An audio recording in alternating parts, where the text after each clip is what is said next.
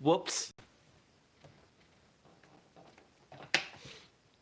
If you're watching this live, if you're not, you don't necessarily, although I just told you. We'll talk all about it in just a minute.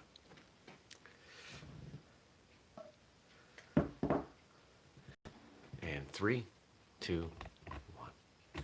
Good morning, everybody. Welcome. Today is Thursday, July 30th, 2020, and this is my first cup of coffee.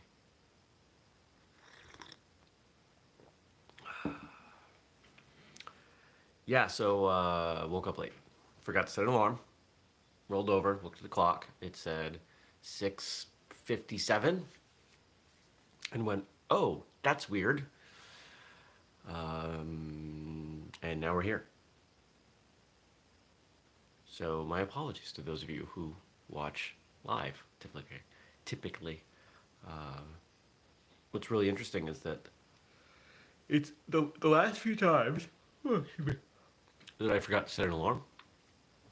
I woke up at 5:30, 5:45, maybe 6. Pretty tight to my normal wake-up time. But this is an hour and 15 minutes late. That's not like me. So I guess I needed it. Because I went to bed at 9. So 10 hours of sleep. Guess I was tired. And I feel bad about that. I make a commitment to this show and to those of you who watch live. So I'm disappointed in myself. But I'll get over it. Now on the plus side, I hand ground the coffee today. I used the burr grinder. This is the first time with the burr grinder and the pour over. I forgot the salt though.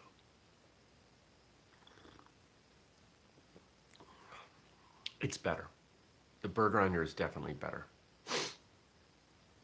And the next thing, I've been doing a little bit of research. I might want to kick up the temperature of the coffee for the pour over. I was reading something the other day that said boiling water. That seems a little too much, but maybe it's not. Keep playing with all the variables and see what makes the best cup of coffee. Still the Guatemalan roast from Costco. It's good stuff. Well, and you know what else? Can I show you? No, I can't really show you without disrobing. There's a tie up here that I ripped yesterday. So that was sad. So things related to first cup. It's not been a good 24 hours. The rest of everything's been going well. Oh. What happened yesterday? Had a great call with Jenny, who is been kind of internally using the term czar, which as I say it, I don't know that I want to use that. But anyway, Jenny's been working on books. And for those of you who don't know, we have a bunch of books. Some of them are original, some of them are repurposed content from Martial Arts Radio. And we've been working on the advertising that goes behind them. So we had a call yesterday. It was like our 4th or 5th call. She's killing it. She's killing it all the while she's about ready to have a baby. So that was pretty awesome. She's great. And we're selling books. We've got books that are coming off the Amazon platform going into bookstores now. I mean, that wasn't just a box that we checked. Like, they've actually been ordered. Bookstores have ordered books to go on their shelves. I hope that continues because that's really fun. It's a cool thing to think about. What else happened yesterday? Got a bunch of work done, client work, did the books, went to the gym, coached at another gym, came home, ate some food, watched some TV, went to bed. Good morning, Kat. Honestly, I think she tried to wake me up at the right time, but I assume she was trying to wake me up too early because she usually does. And I told her to leave me alone, and she did. What's going on today? Client work. I had a client meeting that got moved to next week.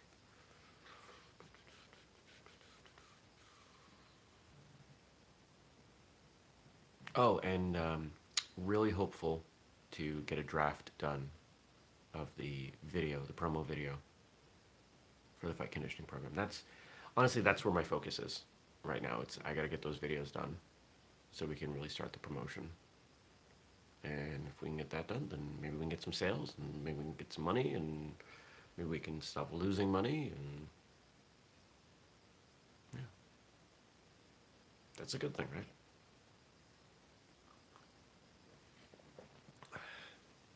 Cattail. Oh, you can see her. There she is.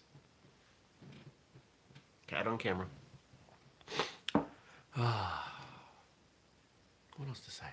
Anything else to say? It's kind of hot yesterday.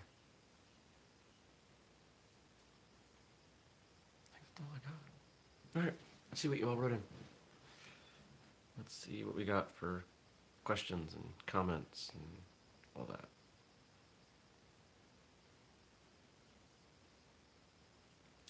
Looks like today we've got stuff from Frank. Oh, and it's Thursday. What do we got? What came out today? What show's out today? This is an important one. Episode 523, How Martial Arts Schools Can Survive COVID-19. This was a broadcast. This was a recording of a Zoom webinar that I did with Sensei Craig Wareham. It's about an hour long. And in it, we go over all the strategies that we have used at his school. Yes, his school is one of my clients, to stop the bleeding. And in a time when martial arts schools are shutting down and losing tons of students, I think at last check he had lost 5. Not out of like 6, out of way more than 5. So, if you own a martial arts school, if you teach at a martial arts school, if you're interested in where the industry might go, if you own a business that's not related to martial arts and you're interested in some of these strategies, or if you just want to maybe share it with school owners, this is an important episode. So check that out. All right. Yeah, it looks like we got 4 quotes here from Frank. So let's dig into those. Excuse me.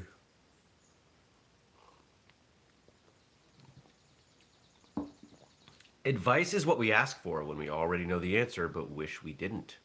Erica Jong. I'll agree with that some of the time, not all the time.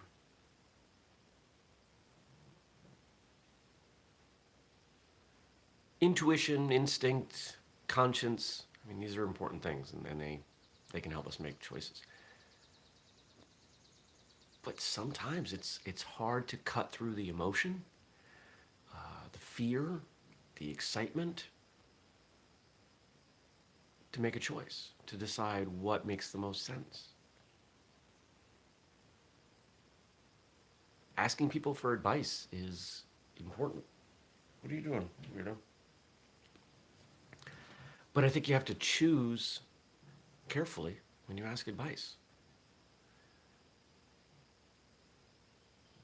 Not everyone's advice is equally valuable. Do you go up to homeless people on the street and say, tell me where I should invest my money?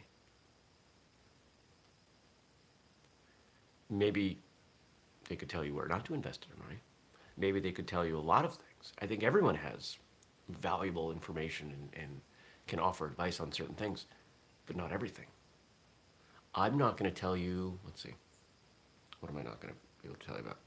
I'm not going to tell you what it's like running a retail store in a big city. I'm not going to tell you what it's like. I can't tell you anything about being married. Never been married. I can speak from a theoretical perspective because I've observed a lot of married people, but I'm probably not the best person to come to for marriage advice. I can tell you about martial arts. I can tell you about business. I can tell you about working out.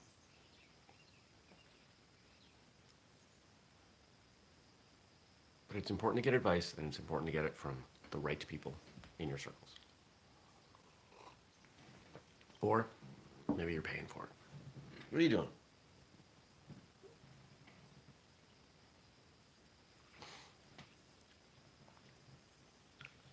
Responsibility is something you expect somebody else to do. Jim Rohn. Responsibility is something you expect somebody else to do. Yeah. These are cynical quotes today.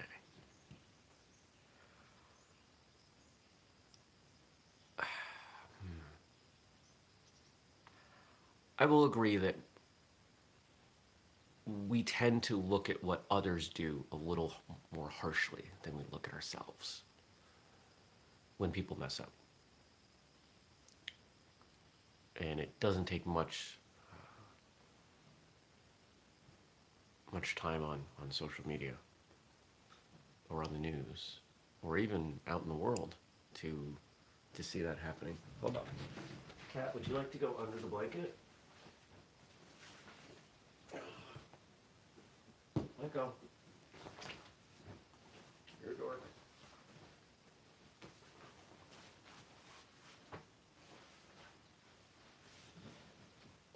For the sake of my couch, I do that.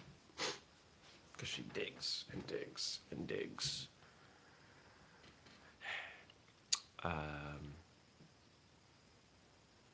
But I think a lot of us are good at least admitting to ourselves. Let's combine this quote with the first one about responsibility, about being responsible, and knowing what we should be doing. It doesn't mean we act on it, but I think we all know where responsibility is.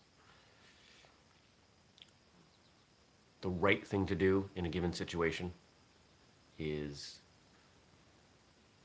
if we're thinking about it from let's say, an ethical place or a responsibility place or a commitment place, we know what those things look like.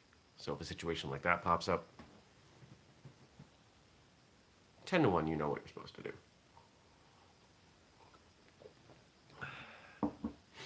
And I've found over the years that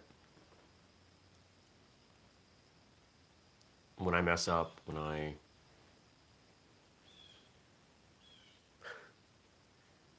she's trying to settle in. It's cute, but it's not working. She's not sure. I found that, when I mess up, I'm thinking of a particular situation a couple months ago, and I went to somebody and I said, hey, I screwed up. I read that wrong.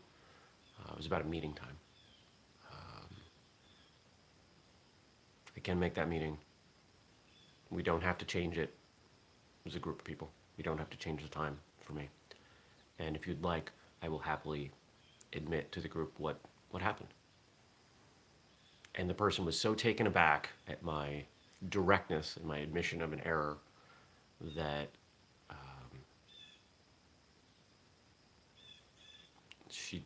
she almost didn't know what to say. She's like, that's not necessary, but okay.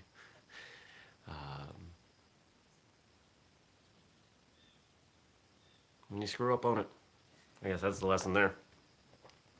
People will respect you for it.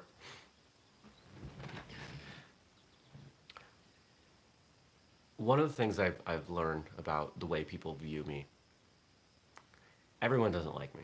That's okay. In fact, I get the sense that I'm people tend to feel pretty strongly about me. They either really like me or they really don't. But one thing I have heard from others is that no one questions my integrity. And I'll take that. I'd rather people see me as honest and having integrity than liked, truthfully. Because being liked, that can fade really quickly.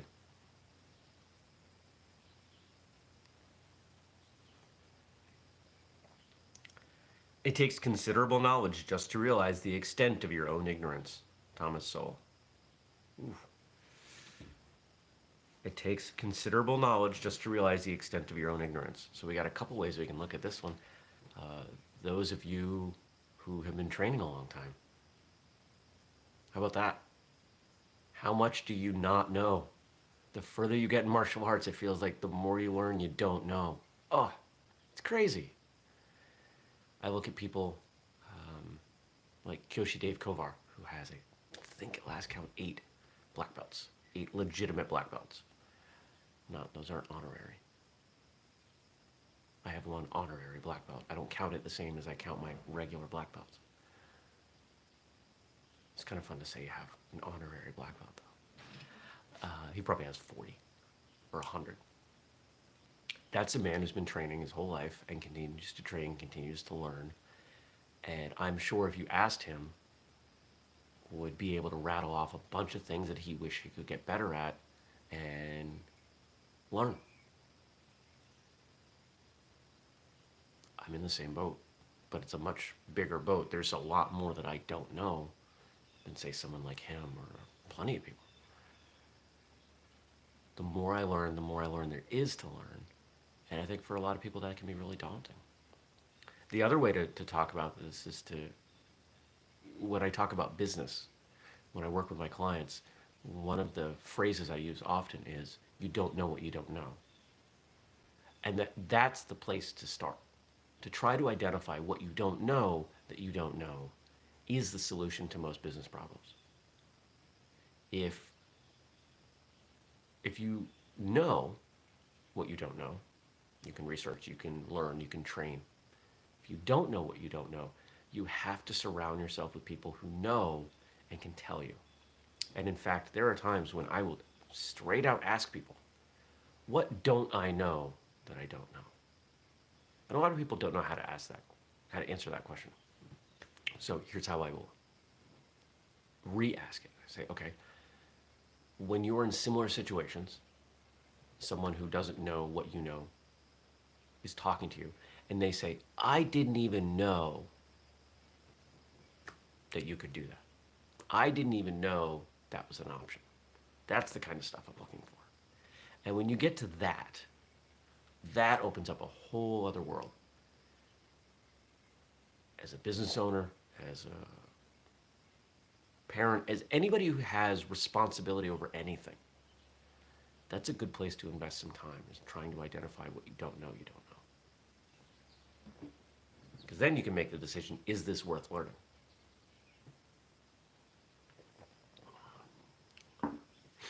If you think that martial arts is only for punching, kicking, and self-defense, you're going to make a determination whether it's worth your time. But if you then learn that martial arts is also great for personal growth and character development and all of these other things, that might change your decision about whether or not to invest the time. But what if you don't know those things are part of it? Your decision is based on incomplete information. You don't know that you don't know.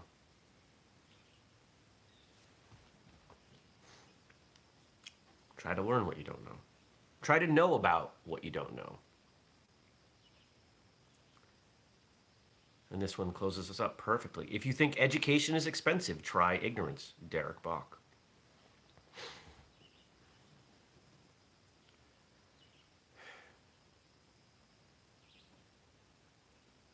Here's a great example. I've periodically had the attitude that I can learn anything. And I'll work on things. I'll work on my car. I'll work on my house. I'll do this, that, and the other thing. And I have learned that sometimes when I work on some things, it ends up costing me more in the long run because I'm ignorant. Working on my car. I don't understand cars. I know more now than I used to. But in my 20s, when I didn't have a lot of money, I would work on my own car. And I sneeze. Excuse me. And if I was to add it all up, all the times that I was successful and unsuccessful, I probably still lost money and time. And maybe I learned some things? Probably not. Which is why when I decided it was time to do some maintenance on my motorcycle. Stacy says, "Because on night." Thank you, Stacy. Which is why, when I decided to work on my motorcycle, I sought out a friend who really knows about motorcycles. And I rode the bike to his house, and he worked with me on things and taught me a bunch of stuff. And I didn't have to worry. There wasn't risk. I wasn't going to break stuff and die. That was important. The part B to this quote, if you think education is expensive, try ignorance. It's the action out of the place of ignorance. It's the you don't know what you don't know. And the decisions that we make that come from that. That's what costs money. That's what's expensive. And it's what's risky. And it's what we try to avoid. And how do we solve that? By exposing ourselves to as much information, knowledge, discussion as possible. If you watch or listen to this show, there's a good chance that you pay attention to our podcast. And if you pay attention to our podcast, you probably pay attention to other podcasts. And you've probably learned a lot from podcasts. Podcasts, because it's easier to put together a conversational podcast, they tend to be conversational. There are podcasts out there with different formats, but they take more time, more money. But listening to two knowledgeable people talk about a subject, you can learn a great deal. And the more that you learn from that kind of observational place, the more you can decide where to go deeper. When we have guests on the show, some of them get inquiries. They want to learn more. Sometimes if they've written a book or done something, put together a program, people will reach out and want to learn more, want to understand more about that. You can make the choice. Do I want to remain ignorant on this subject, or do I want further information? Because we've crossed over the I don't know what I don't know, the unconscious incompetence, to conscious incompetence. I now know that I don't know, and I can decide whether I want to go further. And that's a spectrum. I'm not taking credit for this one. I've heard this elsewhere. Unconscious incompetence to conscious incompetence, knowing what you don't know, to conscious competence, being aware of your own information. You learn and you can put it together. This is kind of like you learn a form, and the first, 100,000 times you do it, you have to think about it a little bit. But then the other side of that is unconscious competence, the ability to utilize that information without having to think about it. It's the best fighters. They don't think, oh, there's a kick coming, I have to do this block, and then, no, they just react and they do it. That's the place we're all trying to get to. From unconscious incompetence to unconscious competence. And I think that's pretty relevant in terms of martial arts.